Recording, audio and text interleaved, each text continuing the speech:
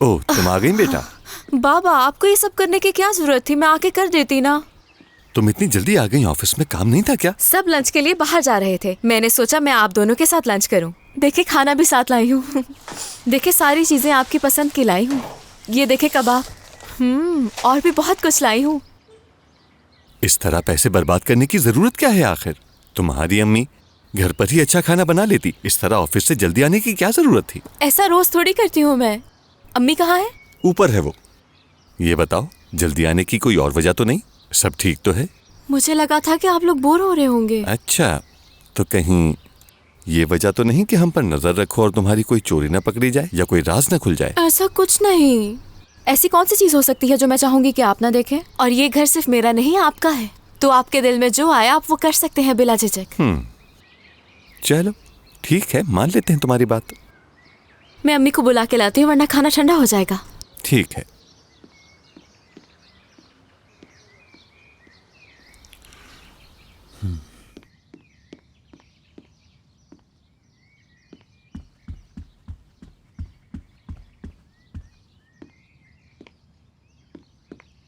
अम्मी कहाँ है?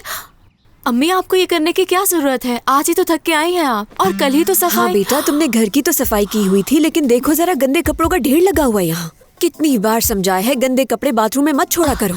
आपको फिक्र करने की जरूरत नहीं है, मैं सारे कपड़े आज ही धो दूंगी। अरे कहाँ ले जा रही हो इसे? इसे यहीं रख दो, धो दूंगी मैं ये कपड़े। और ये बताओ, तुम इतनी जल्दी घर क्यों आ गई? मैंने सोचा क्यों ना आप दोनों के साथ खाना खाया जाए। अपने साथ खाना भी पैक करवा के लाई हूँ, आ जाए। अच्छा ठीक है, तुम चलो, मैं मशीन में डालकर आती हूँ ये कपड़े। चलो शाबाश।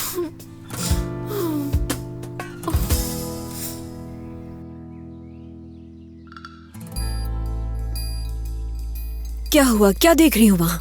मैं बस सामान चेक कर रही थी कि किसी चीज की जरूरत तो नहीं है।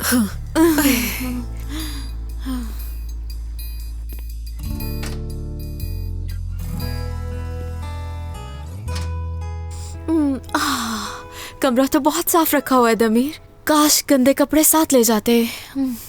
मुझे तो लगा था अम्मी को ये देखकर शक हो जाएगा। चलो अब कोई मसला नहीं है।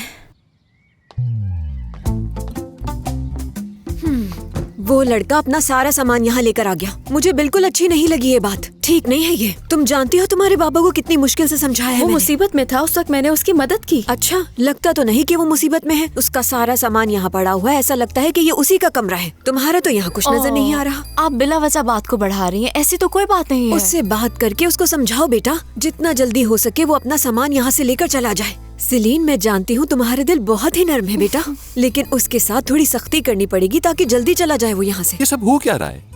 यहाँ आना जरा, जरा बात सुनना मेरी। हम लोग आ रहे हैं बाबा।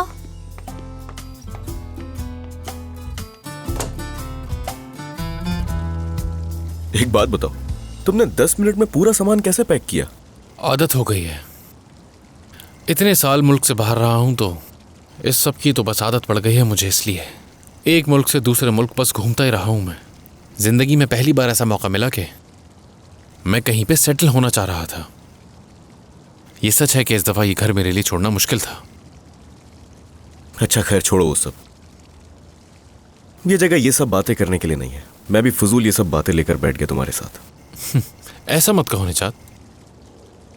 चलो तुम्हारे प्रोजेक्ट के बारे में बात कर लें कुछ। उस दिन मर्फ शायद जल्दी में थी, मेरे पास ये फाइल छोड़ गई, तो कुछ चीजें मुझे समझ में आई जो मैंने यहाँ लिखी हैं। देखो। क्या मतलब? वो फाइल छोड़कर चली गई और कुछ बताया भी नहीं तुम्हें? नहीं, वो उसका फोन आया और वो चली गई वहां से फौरन। और वैसे भी वो आज यहाँ पर आने वाली थी, तो मैंने सोचा कि मैं ही चला आता हूँ यहाँ, मिलकर फूल भी दे दूंगा। क्या फूल? दमीर, मुझे अच्छी लगी है वो बहुत ही प्यारी और सादी सी है। मैंने बहुत अरसे बाद ऐसी लड़की देखी है। निजात। हाँ, कहो ना, क्या है? मैंने तुम्हें अपनी कंपनी के कपल के बारे में बताया था ना, जो अलग हो चुके हैं, क्योंकि मैंने प्यार मोहब्बत जैसी चीजों पे पाबंदी लगा दी। हाँ। ये क्या मजाक है? और कौन है वो आदमी? अगर इतनी सादी और प्यारी सी लड़की मेरी दोस्त हो ना, तो मैं ये रूल कभी भी ना देखूं। तुम जानते हो मुझे। खैर, तुम कहते हो तो मान लेता हूं, मैं अब उसकी शक्ल भी नहीं देखूंगा। तुम समझ रहे हो ना कि मैं क्या कहना चाहता हूं? उस लड़की का अभी अभी दिल टूटा है, पहले भी तुमने इसी तरह की एक लड़की से शादी की थी और तलाक हो गई। पूरे 6 साल गुजर चुके हैं। तुम समझ रहे हो ना मैं क्या कह रहा हूँ? देखो ये बेवकूफ़ी तुम दोबारा मत करो। जिंदगी में बहुत कुछ अपने आप ही हो जाता है मेरे दोस्त, जानते हो ना। निजात, तुम्हारी जिंदगी इस वक्त जिस तरह से गुजर रही है ना, तो यही जिंदगी बेहतर है तुम्हारे लिए। खैर तुम्हारी आदत बहुत बुरी है, फजूल बोलने वाली। सही कह रहे हो तुम, बिला वजह ही बोलता रहता हूँ मैं। खैर कॉफी भी अपनी। बस यही तुम लोग इसे प्लान कहते हो? मुझे यकीन नहीं हो रहा तुम लोग इस प्लान के साथ काम करोगे। जब बुराक ने मुझे पहली बार बताया तो ऐसा लगा कोई बहुत ही मुश्किल काम करना होगा मुझे। हाँ, ये दमीर नाम का बॉस इतना डरा कर रखता है तुम लोगों को।